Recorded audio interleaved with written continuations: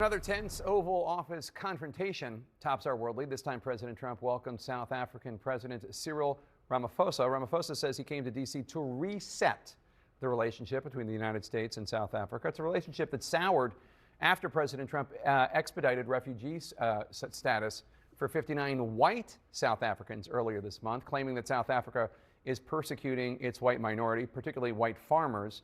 Joining us now, it's Tshidi Madia. She's an editor at Eyewitness News and was in today's Oval Office meeting. Eyewitness News is in Johannesburg? Eyewitness News is a media house in Johannesburg, provides news to at least 4 radio stations and an online platform. Okay, great. So President Trump had his aides queue up a video that he claimed showed that there is persecution against white South Africans. Let's just run a little clip of it. Turn the lights down and just put this on. It's right behind you.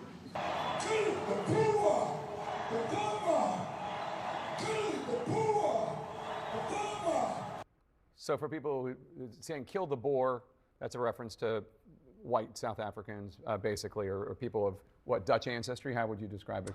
I think it depends on who you're asking. Okay. What does it mean, kill the Boer? Yeah, well, tell me what it means. Kill the Boer, kill the farmer. I need to put it in historical context, yes, to be fair. Please. It is a song stemming from the apartheid era. The Boer, the farmer, equated to the system that was in charge, an oppressive regime at that. So that song, that chant was about killing that particular system. It's been a contentious song, and we continue to go back and forth about its relevance in modern day South Africa, because you're now in democratic South Africa.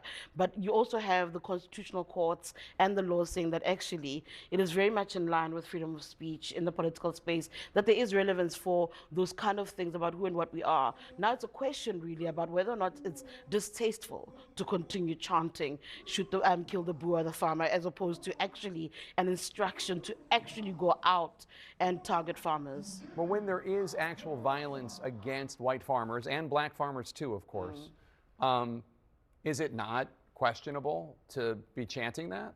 I did say to you there's a question and a back and forth around the question of whether it's tasteful or not. But I'm asking you. Whether it's not relevant or not. That's what South Africans are trying to debate. What do you think? I go back and forth about what that is. I'm a journalist. I'm an observer like you. Right. So I don't have a skin in the game to say what's wrong or right about this particular chant.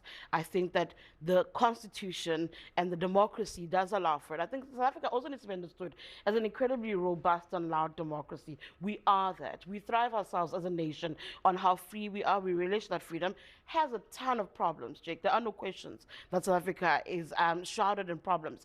But part and parcel of that is that. So the question becomes, should you continue singing the song? Is it tasteful at a time like this when race relations are starting to intensify again? And it's fringe groups that are spurring this on. Your AfriForums are fringe groups that didn't find an audience today, didn't find a space in Trump's performance today. I was in the Oval Office. It paid no mind, but there is a question about whether or not this is what you need to continue doing. And that's one that Julius Malema has been asked quite often by even black leaders, political leaders, and commentators have said, is this what you should be doing at this point in time? But there are those who agree that actually it is harmless, that it's got its place in history, and that it can still exist. Again, that's an argument that still goes back and forth in the country. So do you think President Ramaphosa was prepared for President Trump to press him on this? I have interesting views about whether I felt that South Africa's delegation was prepared, or at least prepared enough. I do think that they knew that they were walking into a trap. They did, yeah, okay. I don't think that they were clueless. They were confident. At times, I'd even say to them, it sometimes feels like a little bit too confident. We've seen what Donald Trump does. The one thing that's a marker of the US president right now is uncertain, unpredictable, and we tend to know that he relies on tricks to prove a point. And so I do think that they did understand.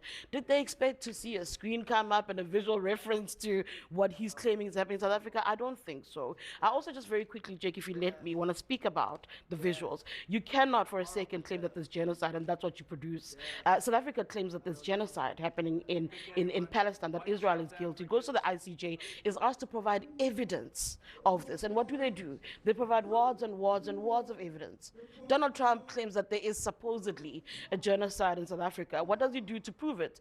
To put up chants of Julius Malema? Surely that devastation exists. In that particular room, you had South Africans saying, we have a problem crime is rampant in the country.